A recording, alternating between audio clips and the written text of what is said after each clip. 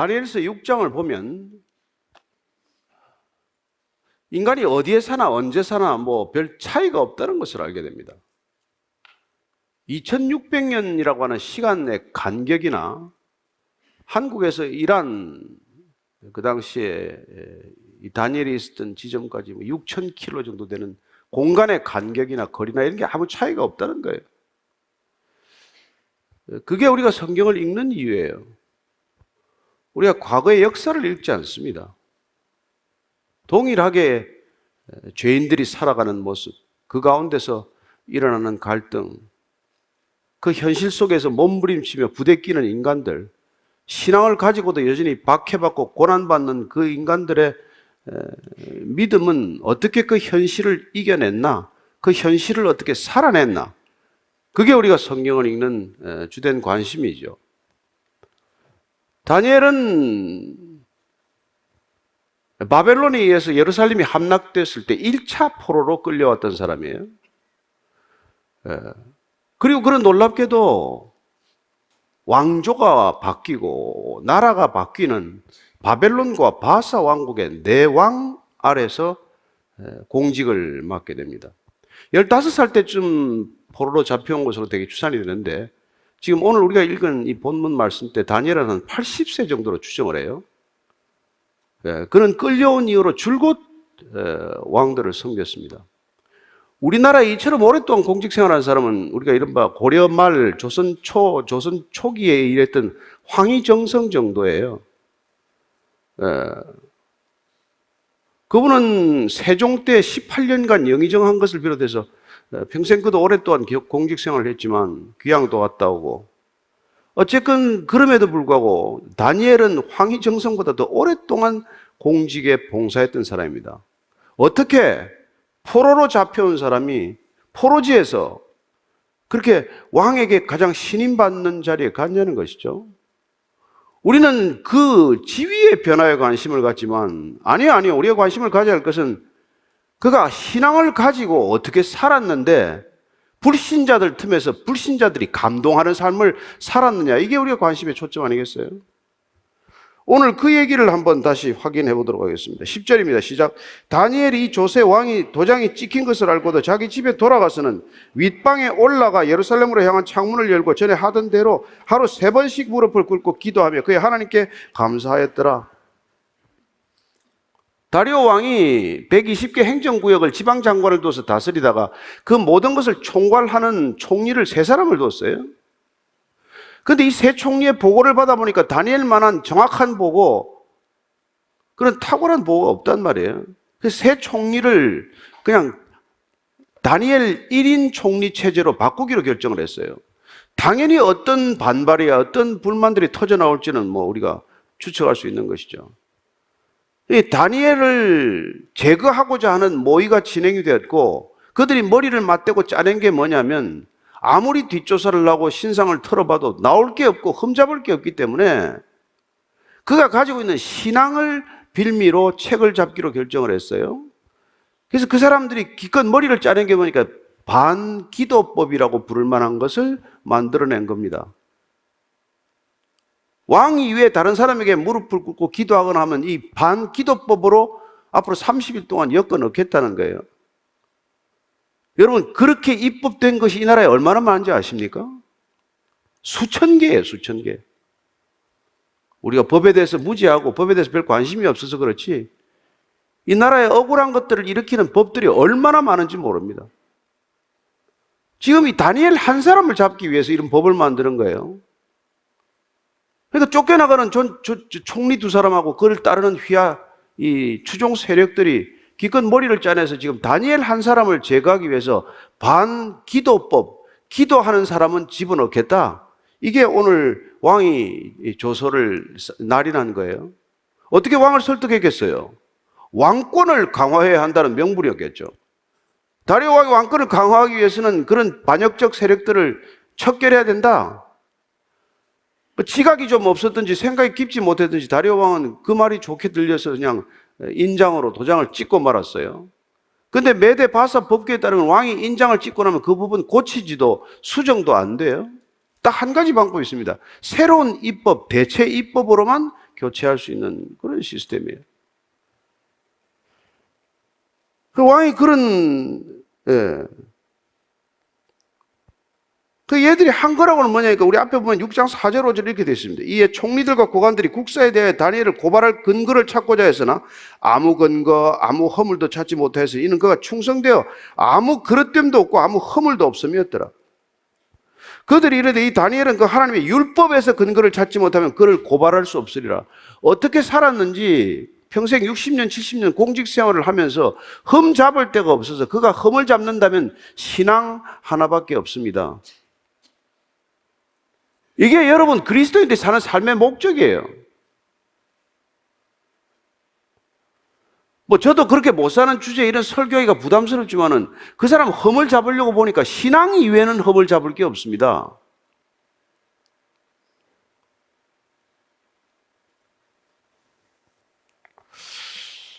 그래서 지금 이 왕이 도장을 찍은 사실을 알고 다니엘은 이 입법을 막기 위해서 어떤 노력도 하지 않습니다. 왕에게 가서 이 법이 통과되면 이게 날이 나게 되면은 제 개인적으로는 이런 결과가 예상됩니다. 라고 변명하거나 해명하거나 왕에게 이렇게 설명하지 않아요.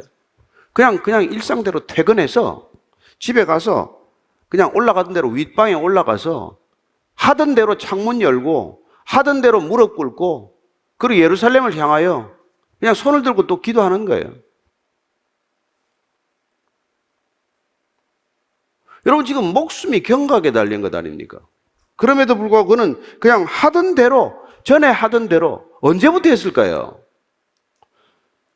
바벨론의 포로로 끌려오던 때부터 하던 버릇이에요. 평생 하던 버릇이에요. 그래서 하던 대로 무릎을 꿇고 하나님께 그냥 기도했는데 그 기도는 감사 기도였더라 이렇게 돼 있어요. 지금 목숨이 경각에 달리는데 무슨 감사 기도할 게 뭐 있어요 지금. 살려주세요 살려주세요 라고 기도해야 될 텐데 그는 여전히 감사하는 기도를 드렸다고 되어 있습니다. 11절 12절입니다. 시작. 그 무리들이 모여서 다니엘이 자기 하나님 앞에 기도하며 간구하는 것을 발견하고 이에 그들이 나아가서 왕의 금령에 관하여 왕께 아뢰되 왕이여 왕이 이미 금령에 왕의 도장을 찍어서 이제부터 30일 동안에는 누구든지 왕 외에 어떤 신에게나 사람에게 구하면 사자굴에 던져 넣기로 하지 아니하였나이까 하니 왕이 대답하여 이르되 이 일이 확실하니 메대와 바사에 고치지 못하는 규례니라 하는지라. 그들은 모여서 다니엘을 잡았죠. 아니 창문 닫고 기도하면 안 됩니까? 몰래 기도하면 안 됩니까? 30일 한시법인데 30일 동안 참으면 안 됩니까? 무슨 이런 고집이 있어요? 그러나 적어도 다니엘에게는 내가 늘 하던 대로 예루살렘을 향하여 창문을 열고 무릎 꿇고 기도하는 이게 자기를 지키는 신앙을 지키는 하나님과의 관계를 지키는 본인의 마지노선이에요. 이걸 지킬 수 없다면 난 내 인생을 더 살 필요가 없다고 생각할 정도의 가치를 지녔기 때문에 내 목숨보다도 더 귀한 거기 때문에 내 목숨 걸고 기도하는 거예요. 우리가 기도 안 하는 사람 여기 없습니다. 저나 여러분이 누가 기도하지 않겠어요? 근데 우리의 기도는 뭐가 문제입니까? 누가 목숨 걸고 기도하냐 이 말이에요. 내 생명보다 더 소중하기 때문에 기도하는 사람이 얼마나 되겠어요? 따라서 기도하지 않는 게 문제가 아니라 기도하는데도 건성으로 기도하는 게 문제고 기도에 내 전 존재를 걸고 하는 나보다도 하나님이 더 소중한 분이고 하나님의 뜻이 내 뜻보다 더 소중하기 때문에 주의 뜻 이루어지다 목숨 걸고 기도하지 않는 게 문제죠. 하다못해 테러리스트도 자기 존재보다 더 큰 명분을 위하여 기도하고 자기 목숨을 기꺼이 버리는데 하다못해 사회운동을 해도 자기 존재 전체를 걸고 자기 가족의 모든 안위를 버리고도 그렇게 사회운동에 뛰어드는데 하나님을 위해서 주님을 따르겠다고 결정한 우리는 기껏 해봐야 내가 어떤 복, 어떤 자리, 어떤 권력, 어떤 돈, 어떤 명예를 위해서 놓고 기도하는 것 위에 무슨 기도를 그렇게 하고 있냔 말이에요. 왕이요. 이제 도장 찍었으니까 이제 몸 불리니까 그냥 왜 빨리 체포해서 구인해 오지 않습니까? 마치 빌라도에게 찾아온 대제사장과 유대인들이 예수님을 하도 요구하는 바람에 빌라도가 그냥 하는 수 없이 예수님을 내어주었듯이 그도 내어주고 마는 것이죠. 그래서 13절, 14절입니다. 시작. 그들이 왕 앞에서 말하여 이르되 왕이여 사로잡혀온 유다 자손 중에 다니엘이 왕과 왕의 도장이 찍힌 금령을 존중하지 아니하고 하루 3번씩 기도하나이다 하니 왕이 이 말을 듣고 그로 말미암아 심히 근심하여 다니엘을 구원하려고 마음을 쓰며 그를 건져내려고 힘을 다하다가 해가 질 때에 이르렀더라. 이 사람이 왕이 똑똑하지 않다는 건 알 수 있죠. 다니엘이 어겼습니다. 다니엘을 체포하소서. 이 보고를 듣고서야 아하, 내가 이들의 덫에 걸렸구나. 그때 한 거예요. 그전에는 왕권을 위해서 이런 법이 필요하다는데 법의 취지에만 혹해가지고 이렇게 날인했다가 다니엘이 걸려들었다는 걸 알고 이분이 깜짝 놀란 거죠. 그래서 오늘 보니까 지금 심히 근심했다고 되어 있는데 원래는 근심하다는 뜻이 아니고 심히 불쾌했다는 뜻이에요. 번역을 이렇게 해놨는데 왕이 심히 불쾌했다는 거죠. 아, 이 자들이 왜 이 법을 했구나 하는 걸 그때 다니엘을 고발함으로써 알게 된 거죠. 몹시 기분이 나빠진 것이죠. 다니엘을 어떻게 하면 살릴 수 있을까? 다니엘을 어떻게 구해내야 하나? 이게 왕의 고민이 되었어요. 그렇게 이제 머리 쓰다가 저녁 때가 된 거예요. 이 자들은 계속 이제 압력을 가하는 것입니다. 15절, 16절이에요. 시작. 그 무리들이 또 모여 왕에게로 나와서 왕께 말하되 왕이여 메대와 바사의 규례를 아시거니 왕께서 세우신 금령과 법도는 고치지 못할 것이니이다 하니 이에 왕이 명령하며 다니엘을 끌어다가 사자굴에 던져 넣는지라. 왕이 다니엘에게 이르되 내가 항상 섬기는 너의 하나님이 너를 구원하시리라 하니라. 다니엘 1인 총리 체제로 왕이 결심하는 바람에 왕의 총애를 너무 많이 받는 바람에 일어난 비극 아니에요? 다니엘을 놓고 나머지 쫓겨나가야 할 세력들 내지는 힘이 빠지는 세력들이 온 힘을 모아서 다니엘을 지금 쫓아내는 거란 말이에요. 그래서 법을 통과시키고 반기도법이라는 참 특별한 법을 만들어서 그들을 약화시키고 오늘날 교회를 약화시키기 위해서 무슨 차별금지법이나 별 머리를 다 쓰는 거나 마찬가지예요. 그때나 지금이나 하나도 다르지 않습니다. 그래서 지금 다니엘을 체포해서 데리고 온 거죠. 왕이 어찌할 수 없게 된 거죠. 그런데 놀랍게도 사자굴에 던져 넣을 때 왕이 다니엘에게 마지막 이렇게 말합니다. 내가 항상 섬기는 너의 하나님이 너를 구원하실 것이다. 다리오가 하나님을 믿는다는 말은 없잖아요. 그가 여호와 하나님을 알겠어요? 근데 다니엘을 통해서 저 사람이 어떤 사람이라는 걸 줄곧 지켜봤을 거 아니에요. 평생 그 사람의 일생의 삶의 흔적을 다 조사하지 않고 총리까지 시킵니까? 다 안단 말이에요. 다니엘의 세 친구 얘기는 안 들었겠습니까? 다니엘서 3장에 나오는 세 친구들은 느부갓네살 왕 때 어떻게 살아남았습니까? 3장 17절 18절입니다. 시작. 왕이여 우리가 섬기는 하나님이 계시다면 우리를 맹렬히 타는 불못불 가운데 능히 건져내시겠고 왕의 손에서도 건져내시리이다. 그렇게 하지 아니하실지라도 왕이여 우리가 왕의 신들을 섬기지도 아니하고 왕이 세우신 금 신상에게 절하지도 아니할 줄 아옵소서. 그때 느부갓네살이 금 신상을 만들어서 여기다 절하라고 했지만 다니엘 세 친구들은 절하지 않다가 다 풀무불에 던져지는 일이 있었어요. 그런데 느부갓네살이 보니까 불에 3사람 던졌는데 불 속에 4사람이 걸어 다니는 거예요. 그래서 타지도 않은 채 걸어 나왔어요. 그래서 느부갓네살이 너무 놀래가지고 28절에 이렇게 말합니다. 시작. 느부갓네살이 말하여 이르되 사드락과 메삭과 아벳느고의 하나님을 찬송할지로다. 그가 그의 천사를 보내사 자기를 의뢰하고 그들의 몸을 바쳐 왕의 명령을 거역하고 그 하나님 밖에는 다른 신을 섬기지 아니하며 그에게 절하지 아니한 종들을 구원하셨도다.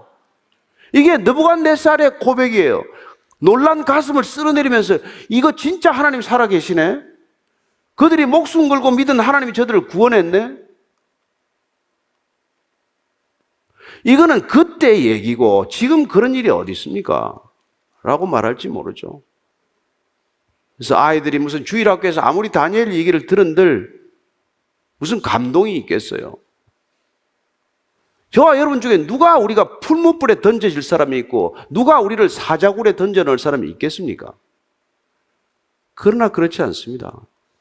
지금도 우리가 참 잘 듣지 못하고 잘 알지 못해서 그렇지 이런 흡사한 일들이 끊임없이 일어나고 있는 것이 이 세상의 현실이라는 것입니다.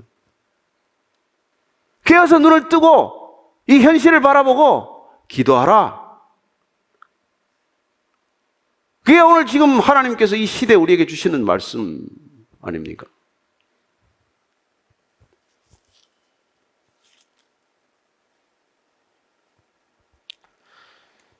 하나님이 너를 구원하시다. 이게 누구 얘기예요? 다리오 얘기, 다리오 얘기. 이건 여러분 다 표현되지 않았고 입 밖으로 발설하지 않았지만 다리오의 기도문이에요.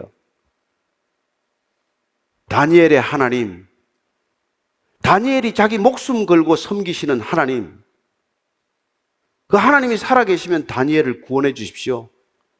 저는 왕이지만은 다니엘을 구할 힘이 없습니다. 능력이 없습니다. 다니엘의 하나님, 제발 다니엘을 살려주십시오. 그 얘기예요. 여러분 꼭 다 성경 다 써야 다 읽힙니까? 기도가 안 들립니까? 다리오가 밤에 잠을 못 자요. 그 얘기가 지금 17절 18절입니다. 시작. 이에 돌을 굴려다가 굴 어기를 막음에 왕이 그의 도장과 귀족들의 도장으로 봉하였으니 이는 다니엘에 대한 조치를 고치지 못하게 하려 함이었더라. 왕이 궁에 돌아가서는 밤이 새도록 금식하고 그 앞에 오락을 거치고 잠자기를 마다하니라. 다니엘을 사자굴에 던져놓고는 이제 굴 어기를 봉인을 해요. 왕과 자기 귀족들도 다 봉인을 해가지고 누구도 들어가지 못하게 하고 누구도 그 문을 열지 못하게 하는 것이죠. 그건 예수님의 시신이 아리마대 요셉의 돌무덤에 안치되고 돌무덤을 막은 후에 봉인했던 것과 마찬가지예요. 더 이상 사람의 출입을 막는 것이죠. 거의 뭐 사자굴에서 무슨 일이 일어날지는 결과는 흔히 예측하는 대로겠죠.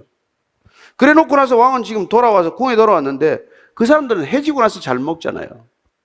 밤새 먹는 사람들이 많아요. 지금도 그래요.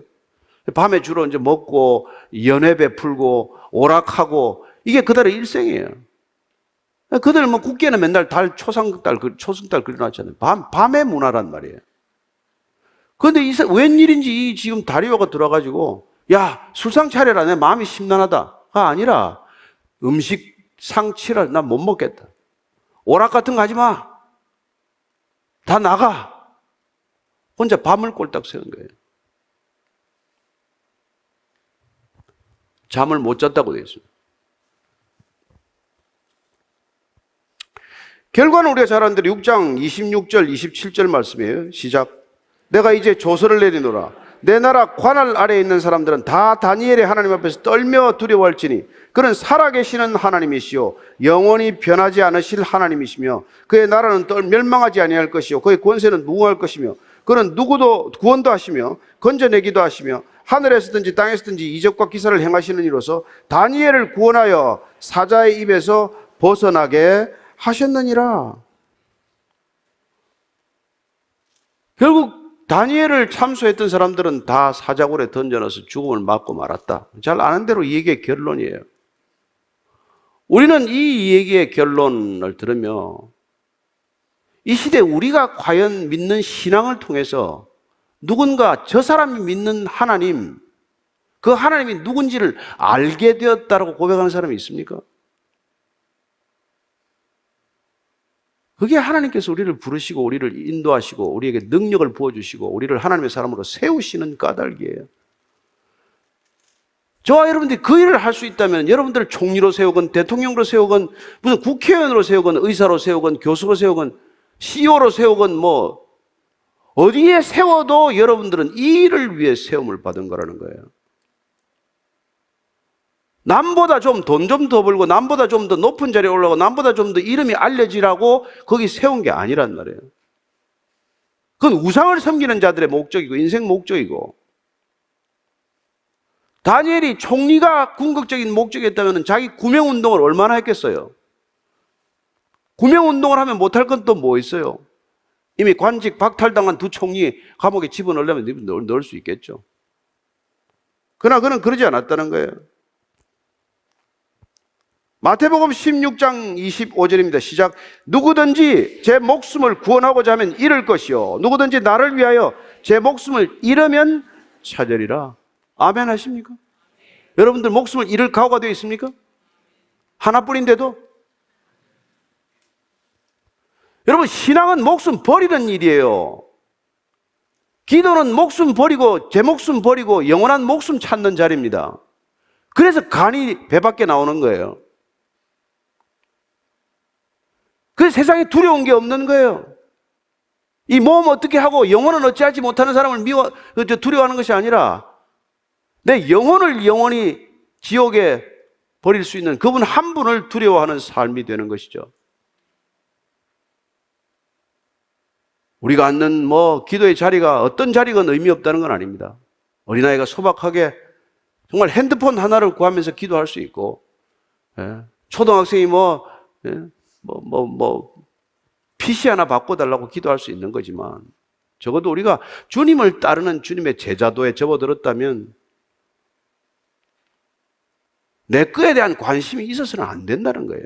있으면 이상하다는 겁니다. 올해 우리는 기도를 통째로 바꾸기로 결심했어요.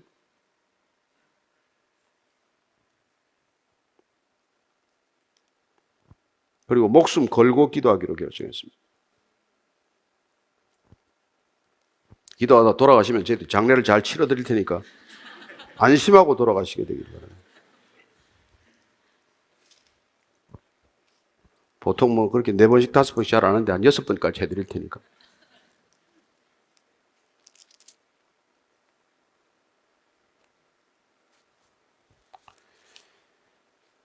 정말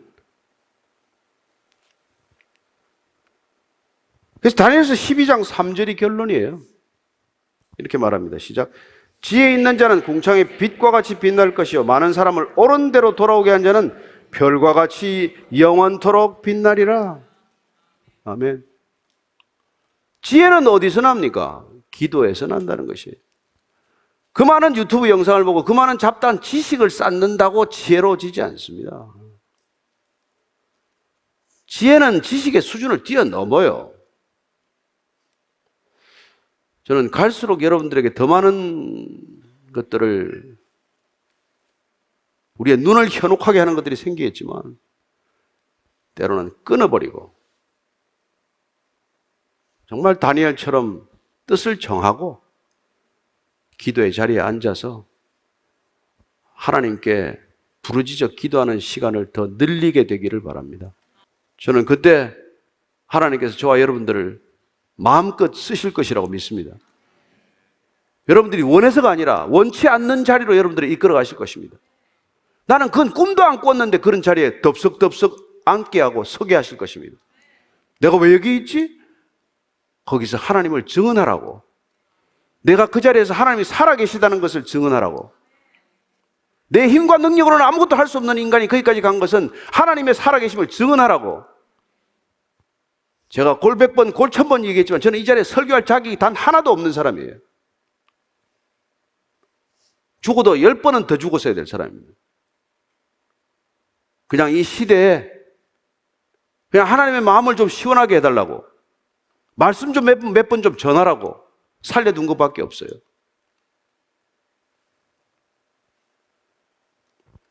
따라서 오늘 다니엘 12장 3절 말씀을 저는 이렇게 바꿔서 여러분들하고 읽으려고 합니다. 같이 자막을 따라서 한번 같이 읽겠습니다. 시작.